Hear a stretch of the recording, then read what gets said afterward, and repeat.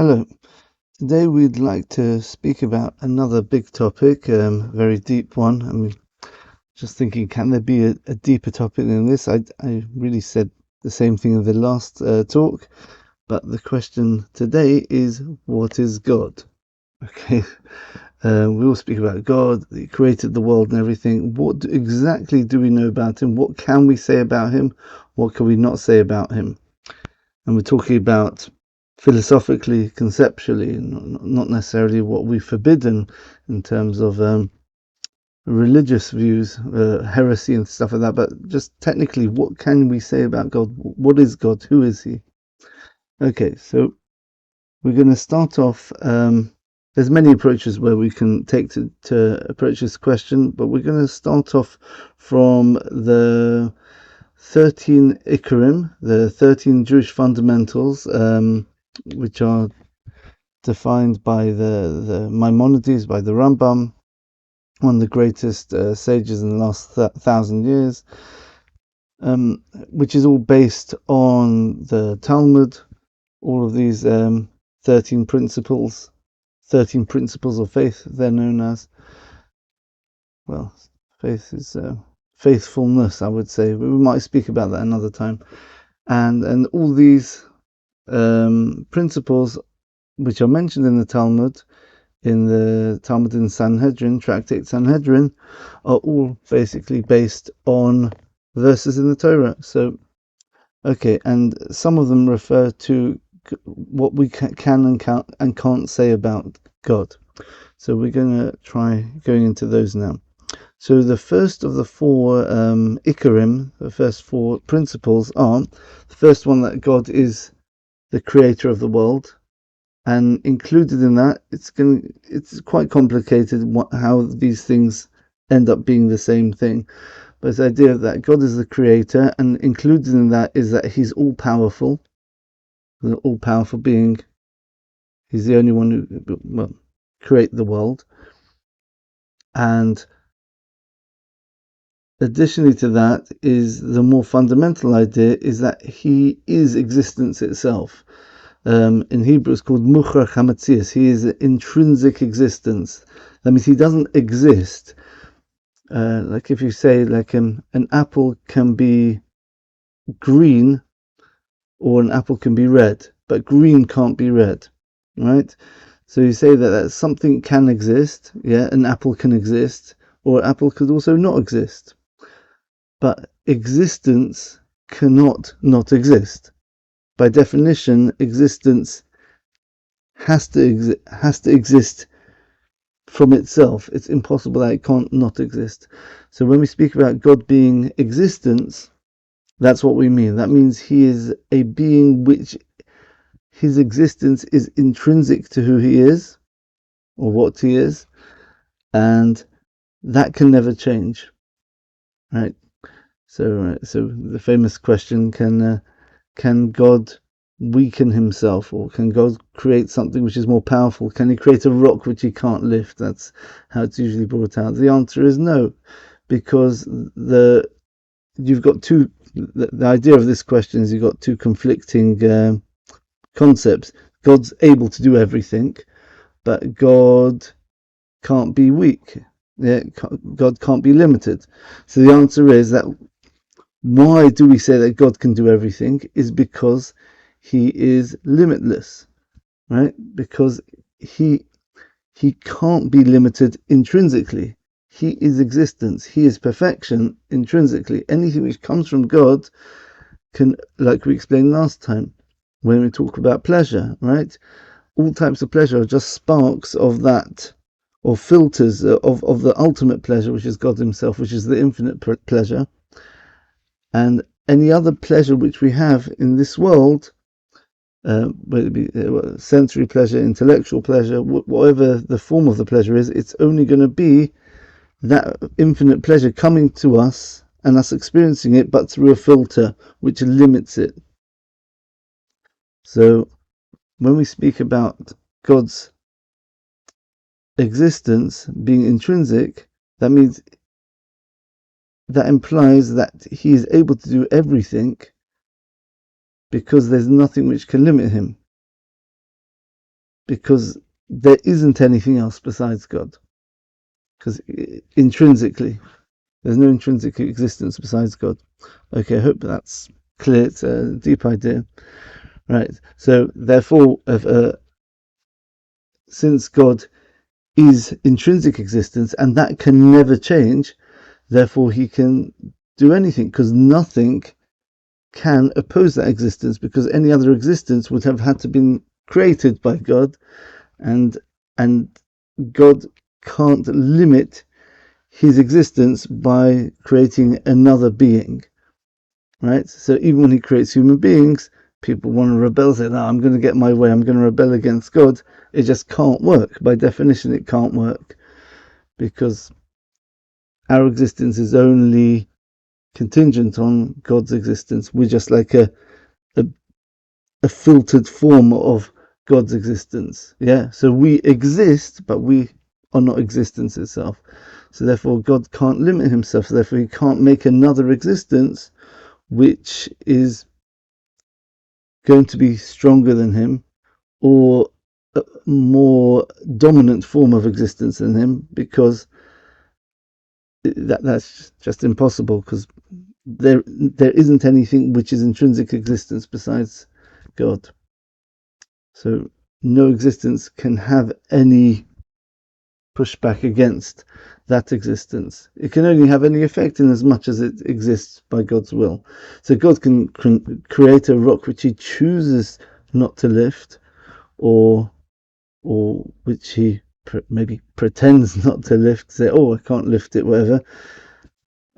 Which is a deep idea. This is going to get into some of the topics which we're going to speak about, hopefully, please God. You can pretend to not lift something, but the truth is there's nothing which is intrinsically limiting him. Nothing intrinsic which is stopping God doing what he wants. It's only a choice by God. Okay.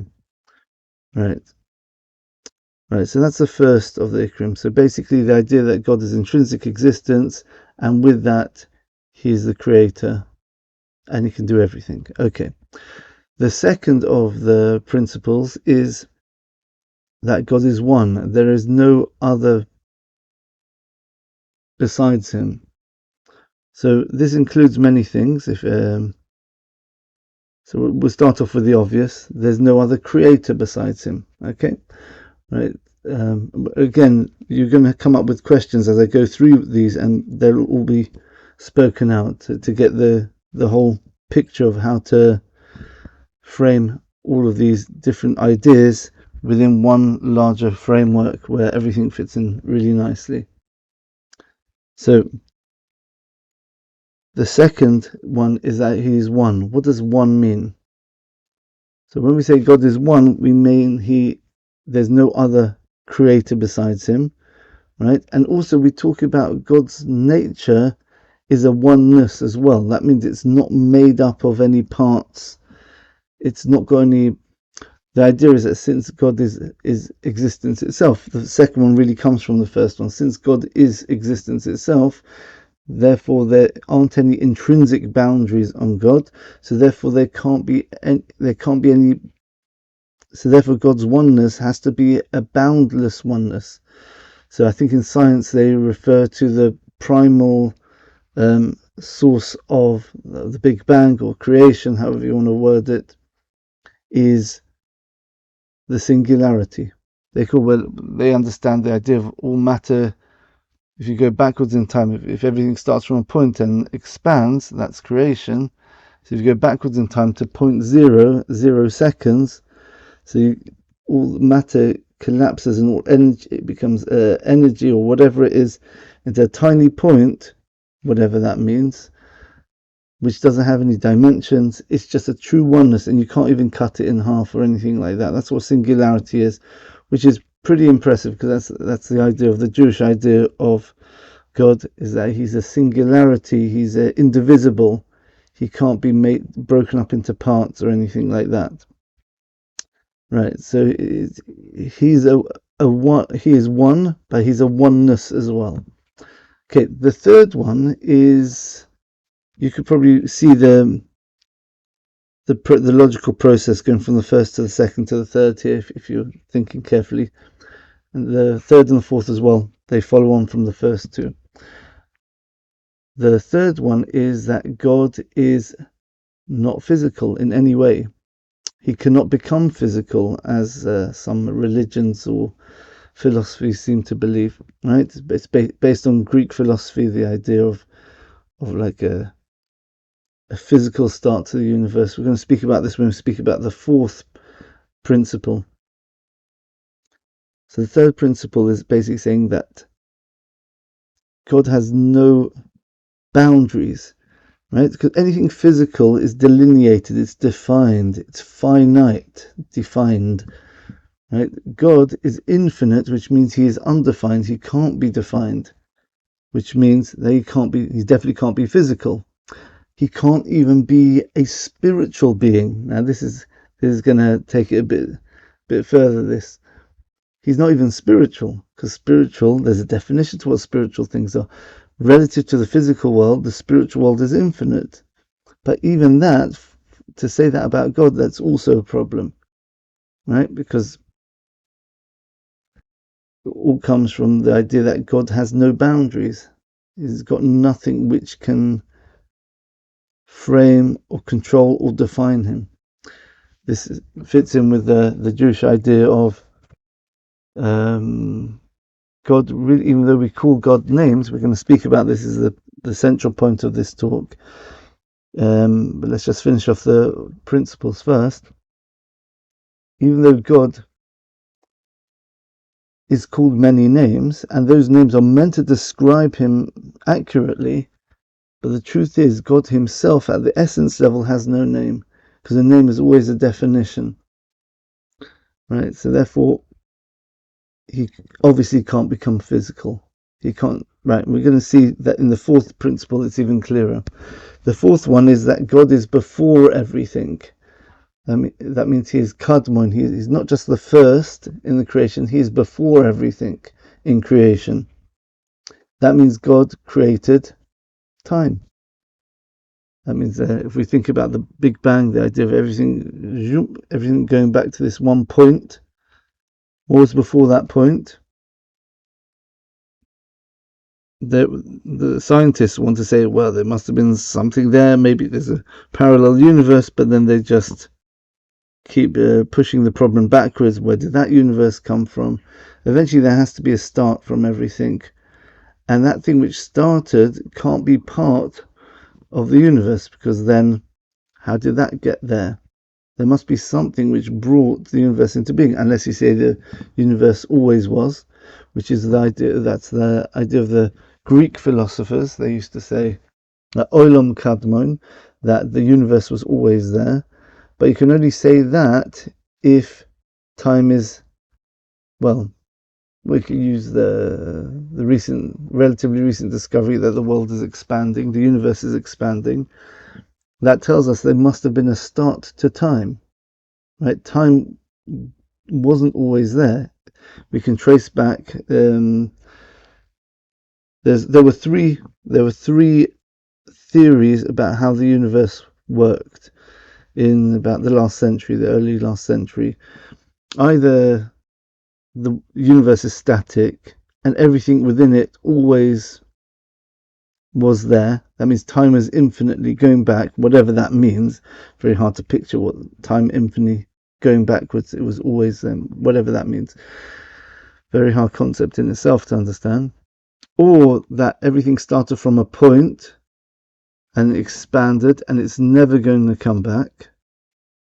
Or the world is expanding, the universe is expanding, but eventually it's going to slow down and the mass is just going to pull back on itself, and you're going to have the big, I can't remember what it's called, the big crash or something like that, right? Where everything goes back to the singularity and then it all starts again. So therefore it's sort of an oscillation model of the universe, right? And scientists have proved very clearly that it's the second option, is that the universe has started from a point, it expanded, and it will never go back. It's actually strangely enough, it's actually accelerating away. Not only is it not slowing down, it's actually speeding up the rate of expansion, which means that the first point of creation was the only creation there's ever been, and there must be something which started it off. Because if there's nothing which started it off, it should have just... where did those initial conditions come from? Right? Because they are within time now. So if they're within time, you go a moment beforehand. So go back to theoretically the very first moment in time. Things are getting smaller and smaller and smaller. If you're rewinding the tape, so to speak, they're going to get to this point where, okay, but there's something before that. So something before that, it must be something which is not within the system of time itself. It must be something which is above time, outside of time, let's say. So that's the idea that God is before the world. He creates time. Okay. Right. And it goes further than that, because it's not just he's above time, he's actually above all physicality. That's the idea of the third principle. He's above the physical world, above space. He's above time. That's the fourth principle. But the truth is that it goes even further, that God is actually above all concepts. Now, how can we explain this? This is a bit harder to explain. Just trying to think of a way where you can describe, to show you why it must be like that. Yeah, right. What are concepts exactly? Concepts are at least, just keep it simple, they're human tools to understand the nature of something else, right? If you want to understand the nature of light or of sound, you speak about concepts, the concept of waves, photons, light waves, electromagnetic waves, sound. You've got oscillations going through air, right? Going is a concept. It's the idea of movement. Through means there's something else, a second thing which the first thing is interacting with in the way that one's going through the other. Through air, that's another concept. To speak about anything, we only speak about concepts. Concepts are the way that we can think. We can't think without concepts. The problem is that concepts are always limiting. They always have definition. And remember that word we said before, the word definition? The word definition means that things are finite. They've got a finite frame or description. Yeah, they are fenced off from other concepts. If they would be unbound, then we wouldn't be able to speak about them. What is this? I'm pointing at an object which is undefinable. There's nothing you can say about it. It's impossible to speak about it. That's kind of what we're trying to say about God here. God is above all concepts because remember the third principle, that he's above physicality. That means he can't be bounded by anything in terms of limits or definition. So therefore, by definition, excuse the pun, God is above all definition. He has to be, because he's not bound by anything. So therefore, we're really saying that all concepts are creations of God. God creates concepts. Not only does he create time and space, he creates concepts as well, the idea of concepts. So how can we have the concept of a God? Very good question. Now that's what we're going to get to now. So how do you put all these things together?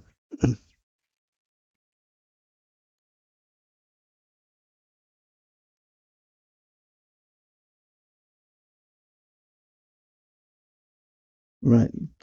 So the way to approach this is you split the first principle, that God is the creator and he is the source of all existence, and juxtapose it against the other three, that God is one, that God is above time, space, physicality, and is above time.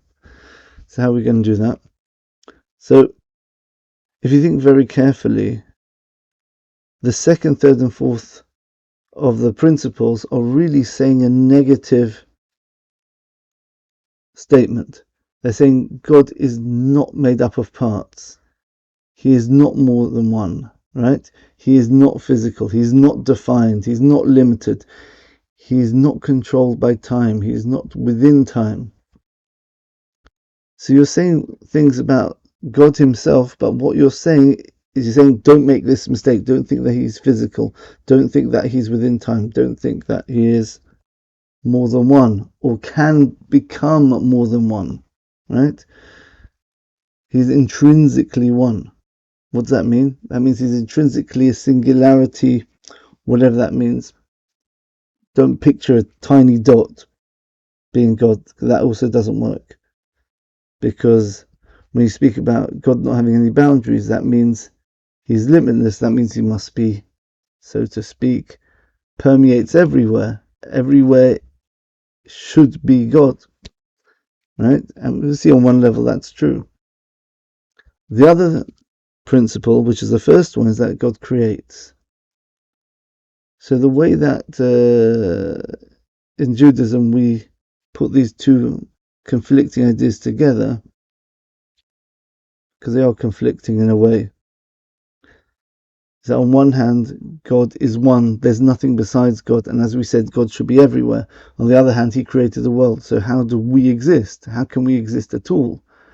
Never mind us not being intrinsic existence like him, but how can we even get a filtered form of that existence? Where do the filters come from? If you see what I mean. How can we come into existence at all? So the idea is like this. So you've got to think of reality in terms of God and us in two different dimensions. You've got God's realm, God's dimension, where he, as we said, is above all concepts. He doesn't change. He's above time. That means he can't change, which is a scary idea. Yeah, he's not physical, obviously. He's not defined. There's no name which can describe him. Right? And then there's no parts to him. So therefore, if you only look at that dimension of the second, third, and fourth principle, you're, so to speak, looking at God himself. It's just this being of absolute existence itself, with no limits, no change. That's very important. There's no change. So the question is, how can there be any change in the world then? How can we exist? So that's the second half of the equation. So there is an idea that God reveals to us. In the word, in Hebrew, the word for existence is actually the word metzius. Metzius, existence, but it also comes from the word motza or moitze, to find. When you find something, it means it was hidden from you beforehand, and now that you find it, it's now revealed to you. Okay, that's what finding is. So when we speak about God's existence, really we're talking about God's being able to be perceived by us. Now let's say something very, very deep here. Right, this is a question which scientists cannot answer, and it bothers them if they have any philosophical brain. How do we know anything, right? Well, so how do I know that my hand is here? Well, I can see it, right? I can see it. Well, that's not proof, because when we're seeing, I'm not seeing the fingers themselves. The light's shining, the light's bouncing off the fingers, and whatever the form of the fingers are, it reflects light. It's got very bright light, so my hand looks very bright. If it's a dim light, then my hand will look a bit darker, right? But the truth is, what I'm seeing is I'm seeing the light rays coming from my hand into my eyes. So what am I actually looking at? Am I looking at my hand, or am I looking at the light waves touching the surface of my eyeballs, or I'm experiencing the light hitting the back of the retina? So really, I can't detect anything which is outside of me, because any contact I have with the outside world is always through a conduit, whether it's from any of the five senses, whether it's in form of light rays, light waves. I'm actually seeing things right here by my eyes. I'm actually only looking at the light which is a millimeter, so to speak, away from my eyes. Right? And that gives me information. Now I can extrapolate, and my brain functions in such a way where I interpret that as, right, okay, so I've got this is over here, that's over there, right? And when I hear something over there, what am I hearing? Right, oh, because there's sound waves coming. I've got two ears, right? I can detect it with one ear louder than the other. So I detect something's coming from there. But the truth is, what am I hearing? Am I hearing the object? Or am I actually just hearing oscillations of air in my ear, made of a complex combination of different frequencies or whatever, and I detect sound and I can hear something, and my mind recognizes, oh, that's someone speaking, or that's the phone ringing, or whatever it is. So same thing with touch. You've got the nerve endings detect pressure or whatever they detect, electromagnetic force, right, or heat, yeah, energy. You feel it instead of you feel it on the surface of your skin. Same with taste and same with smell. So basically, all of our perception of reality is actually only literally in contact with our physical body. Anything outside our body we don't even know exists. So when scientists make all their observations and their theories and their, the ideas they come up with based on those observations, they really don't know what they're seeing or they're experiencing is true in the first place, which is very frustrating, because you think, well, now we understand the world. Oh, you do? Well, tell me anything about the world that you know 100% is true. You can't, because you're always assuming that the results of any experiment or any empirical evidence you have, you're assuming that the conduit is reliable, that your eyes are actually seeing something which is really there, that the light waves which are telling your eyes you're seeing something are correct. You don't know that. In fact, you can show that it's not an absolute knowledge, because if you change the color of the light bulb, going back to filters of the light bulbs from the previous talk, you're going to experience a different reality. The hand will be blue if there's a blue light. So you see, really, I don't know the hand at all. I don't know what my hand looks like. In fact, can we say my hand looks like anything? Right? Really, I'm just seeing the light waves bouncing off it. It's a very, very, very deep idea, very profound way of looking at the world, this. So when we're talking about God, that's what we're talking about Him.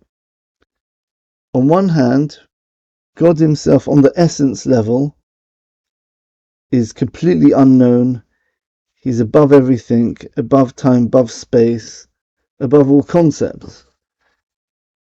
But there's a second aspect where we experience God revealing Himself to us somehow, through Him revealing Himself through miracles, or through creation itself, through nature, is also a revelation of God.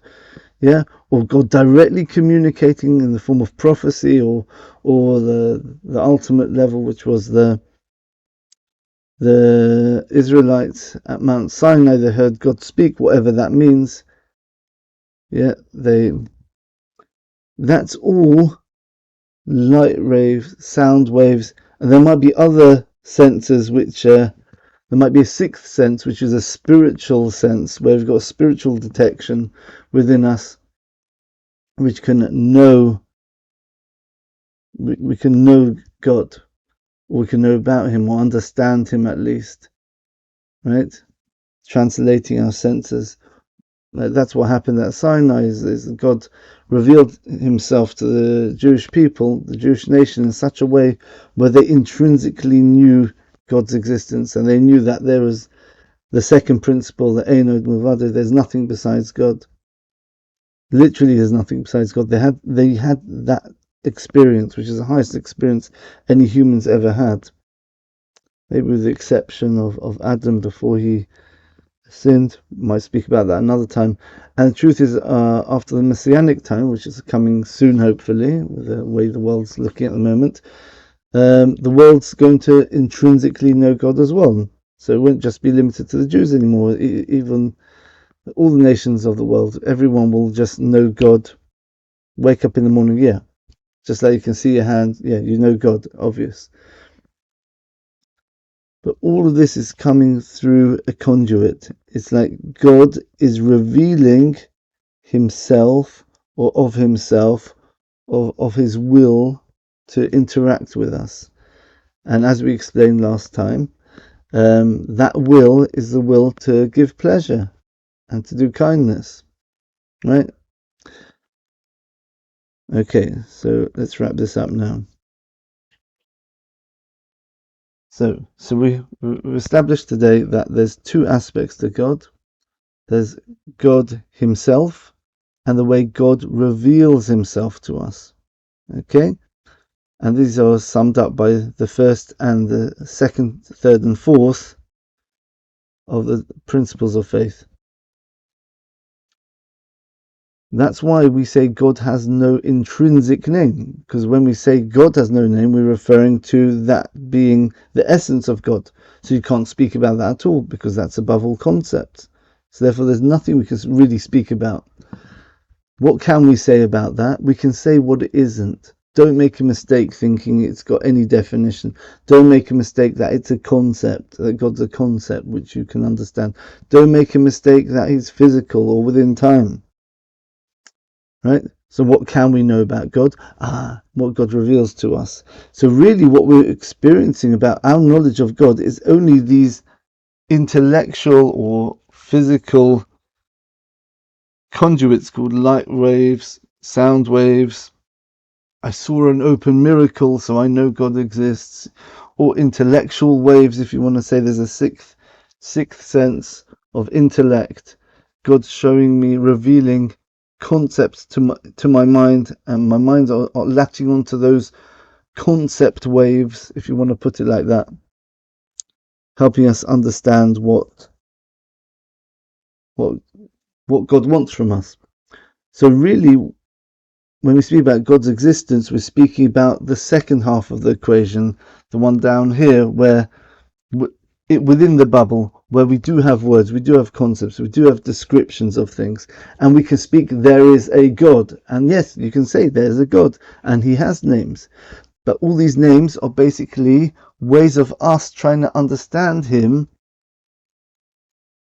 But again, just like you can't know anything truly using your senses, right? But light waves and sound waves are very functional. They give us a good impression of what really is. What does my hand, well, I don't know what it looks like, but I recognize it. If the light's dark, if there's a red light, there's a blue light shining, I always recognize my hand. I can still understand things based on these light waves. So therefore we can understand things about God through what God reveals to us, but we're not actually understanding God himself on the essence level.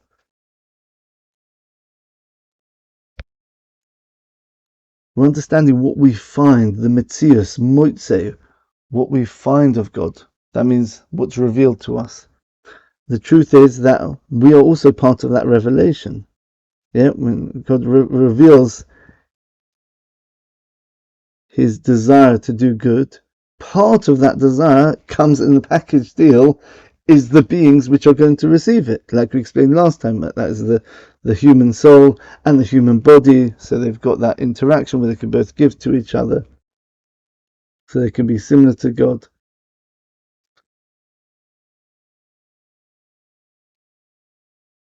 And that's the word metzius, by the way, has got another meaning. Moitz to find, and yitzir can mean to go out, because our experience of God is something we're experiencing, that which goes out of God, and we're experiencing right here by our face, or at least in our brains, our minds, what God is.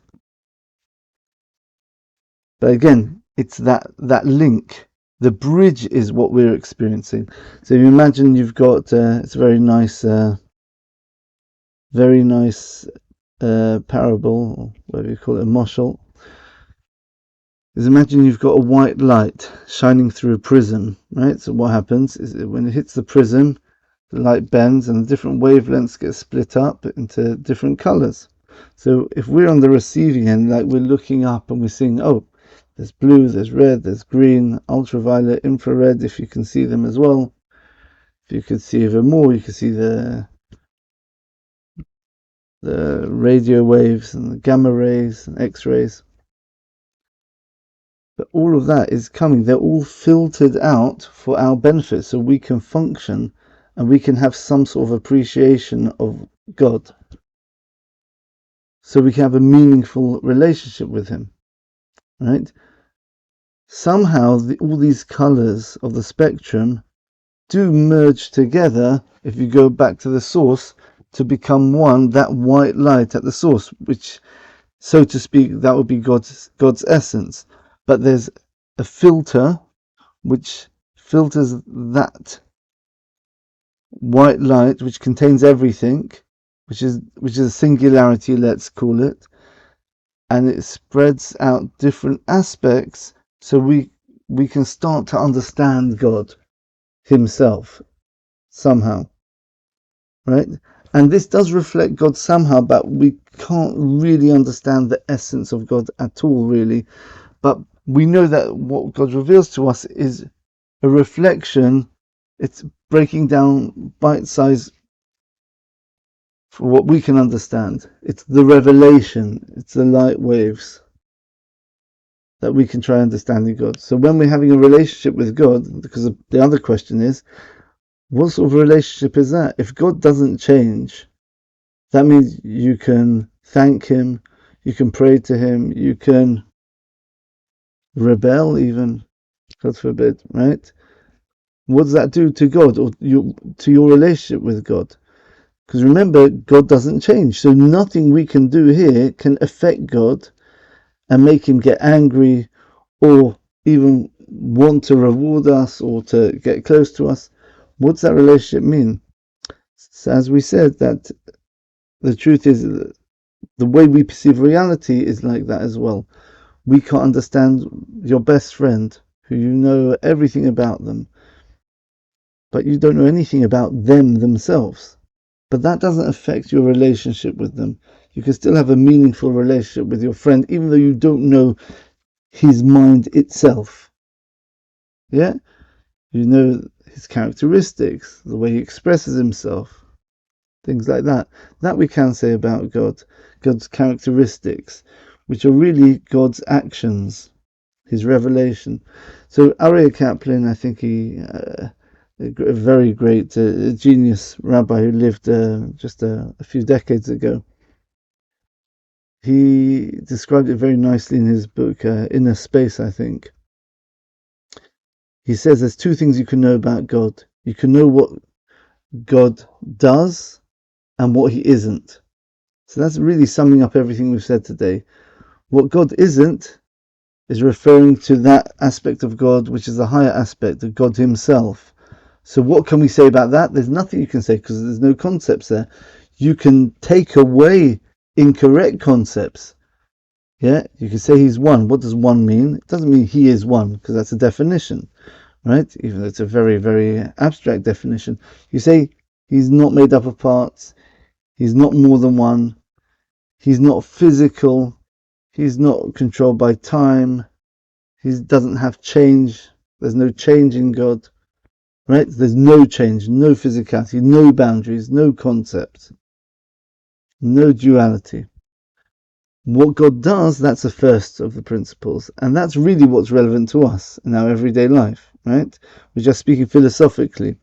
here. The truth is that the first aspect of God is really not relevant to us at all in our regular functioning, because that is completely beyond us. We do tap into it in certain ideas, but the way we function within the world of time, and we function having a relationship, a meaningful relationship with God, and that's through, as we say, these bridges, these light waves, these spiritual light waves, these concept waves, physical senses, where we perceive how God is acting through nature. That's how that is what God does. So what God isn't, that's referring to God himself. We can't say what he is at all, but we can say exactly what he isn't, right? And what God does, which includes create the world, create us, reveal to us he wants a relationship with us, set up the world in such a way where we can become like him, right? Like what? Like what he reveals to us, right? Okay, so now we can understand a new aspect of the previous talk, which can help understand why God set up the world in such a way where he wants us to be similar to him. Yeah, we said that the idea of being similar is the idea of being close, but he wants us to experience the ultimate pleasure. The ultimate pleasure is God himself, and God is infinite. So he wants us to have the feeling of infiniteness, right? And since everything comes from God himself, right, nothing's pushing him to do it. Like we didn't go into this, but that's part of the Greek philosophy of the idea of the world was always there. It means that God, they agreed there was some sort of God. They just say God was the first stone or the first bit of snow to make the snowball, pick up, as, or the first domino in the set of dominoes to get time going. He was the first point in time. That's what they say. So we say he's above that. So the idea of God is God isn't pushed to do anything. This is very, very important.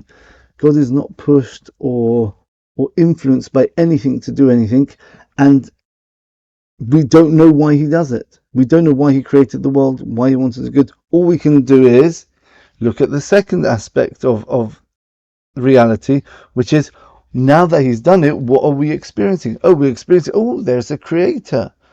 I'm a creation. There is a creator. He wants to do good to me. Okay, fine. He's kind.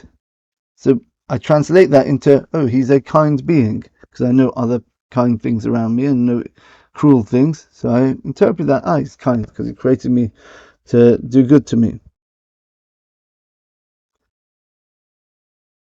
So that original choice to create us, to do good to us, that was what you call a pure choice. That means a choice which is coming completely from God himself. Yeah, it's an intrinsic choice. It's something which is at one with God himself. Right? He made that choice. So God wants us to be similar to him. And in this respect, being similar to him means that we have to choose to be who we are meant to be. Just like God chooses to be a giver, we have to choose to be givers as well. Right? And it goes even further. The idea of what's the pleasure? What is the pleasure? The pleasure of contact with God. But remember, what is God? God is intrinsic existence. He is permanent. So God wants us to become permanent. How can we become permanent? So the more we bring in of that bridge which connects us to God, the closer we can bridge that gap, the closer we're coming in contact with God himself, whatever that means. which means we become infinite as well, and we become permanent, so if you think of it like this, is we're actually, in a way, it's a bit more complicated than that, because there's a third stage in between. There's God's revelation of the fact that he is the infinite being. So there's actually a middle stage, so to speak. You've got God himself on the level where there's no change or anything like that. Then there's another stage where God creates or reveals, I should say, reveals his existence, and we call that God the Creator. That's really what we've been talking about as the first dimension so far. We're speaking about that because, remember, we can't speak at all about the dimension above. And then it's really the third stage, which is what God reveals to us. So it's the revelation that there is a being reveals to us that he wants a relationship with us. So you've got to be careful how you word it. It can get quite deep, as this has been quite deep already. So how are we going? Okay. So there's a lot of ideas here, and they're very, very profound, and you really have to think very carefully about them. Maybe I've put too much into this talk in one go. Maybe I should break it into smaller ones, but I feel that all the ideas are so interconnected that you can only get a wholeness by speaking out all the ideas and seeing how they all come together. Right, so let's finish off now. So the idea of we want to be like God, that God wants us to be like him, because he wants us to experience that pleasure of being infinite now. Yeah, we can only do that by giving, and we can only do that by choosing, because God chooses. And it has to be something which is intrinsic to ourselves, that our existence in the world to come, right? Because God hides the results of our actions here. There's a sort of a barrier, and we only experience it after God, so to speak, reruns the whole of time, and then we live our life again, but with everything revealed. So whenever we do something good, we are feeling that infiniteness of God coming into the world, because we bring God into our body, like we explained last time.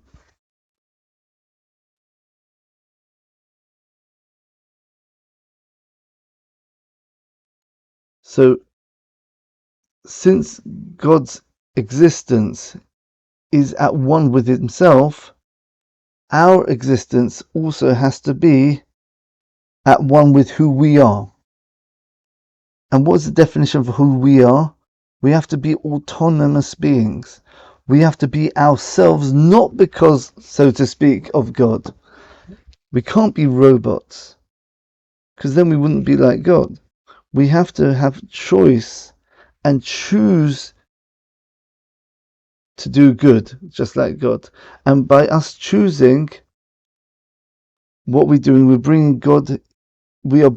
Our choice is to bring God into the physical body by being kind to others. So therefore God's kind to us, so to speak, because, like we explained last time, that we've got the similarity that God's a giver, then we become a giver. We are kind to someone, we're kind to our body by giving it the infinite pleasure of the world to come, by using it to do the commandments, which brings God in. So therefore we also get that from God. We become similar to God. So we're really moving up to the level of God, so to speak, by being as similar to him as we can. And God does everything he can to allow us to become as much like him as possible. But there always has to be a tiny gap, because otherwise, if we become 100% like God, then there wouldn't be us anymore. There would just be the essence of God back. So like the drop of the rain would just fall back into the sea, and it would just disappear. So there always has to be a tiny gap between us and God. But the more we choose, the more we have autonomy, we have independence, and we're not dependent on God, so to speak, because the choices we do create our own destiny, so to speak. Obviously you can't, because we, at the end of the day, we're always created by God. That is the thing which makes us not become God. It's the fact that whatever we do, at the end of the day, God created us with this opportunity in the first place. But besides that, we create ourselves, our own infinite reality, I should say, through our own free choice. And then it becomes part of who we are. Because it's us who is choosing, it's us who is becoming good. We are gooding ourselves, we are infiniting ourselves, if you want to put it like that. We are the ones doing everything, yeah, by us choosing. That's why free will is so important to this whole equation. Because we have to be ourselves because we are ourselves. We have to have that intrinsic existence that God has in order to be similar to Him.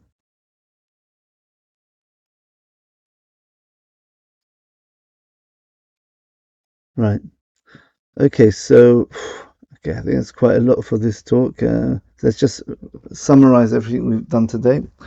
So we mentioned there's two aspects to God. God on the essence level, and we explained there's no description, no contact directly with that. It's above time, above space, above concepts. And there is God's revealing through filters. This light comes to us where we experience means experience through a conduit, through light, through our mind waves, throughout the light waves or whatever, concept waves, physical sound waves and light and the five senses, which all tell us about God's revelation. He created the physical world, so we detect that with our physical part of our body. The spiritual aspect of God is understanding. We access that through our mind, which is using concept waves, let's say. Probably made up that term just now, concept waves, right? Very nice. So this is all us perceiving God through the seven colors of the spectrum, like we said in the Moshel, through the bridges, through the light waves, the waves. We're experiencing God through the conduits, right? So whatever we know about God is only what God allows us to know about Him. The more we bring God into the world, right, and into ourselves, the more we'll experience and understand God. And ultimately, we'll understand Him on such a deep level that we'll actually become infinite ourselves. And therefore, obviously, we'll understand God because we'll have that nature as well. And that's our purpose. Our purpose in life is to become similar to God. Therefore, we have to have free will, because we have to. Our infiniteness has to come from ourselves, not because God made us infinite. So our free choice has to be intrinsically part of that. And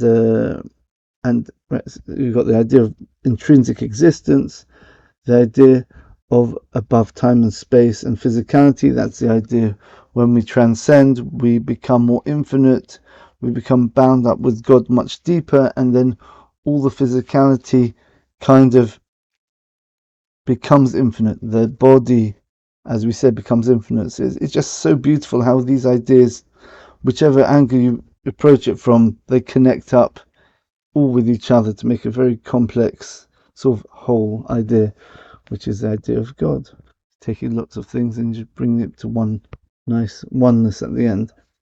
All right, we'll leave it there, and it's a much deeper talk we had today, and it'll help you understand the previous talk much better now, and I'll answer some more of the questions which you might have had there. There's one other talk which I'm intending to give, which is also extremely profound and deep and very abstract. And after that, then hopefully, once we've got these 3 lectures in place, we'll be able to understand many, many different aspects of life and of our purpose here and what we're meant to be doing here.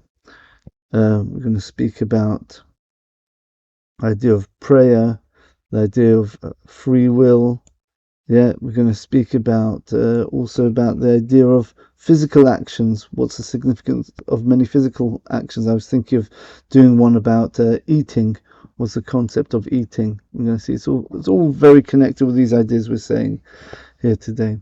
All right, thanks for your time today, and I hope that you leave some comments in the description below, and leave me with any questions or any suggestions for any other lectures. Thanks very much, and have a good day. All the best.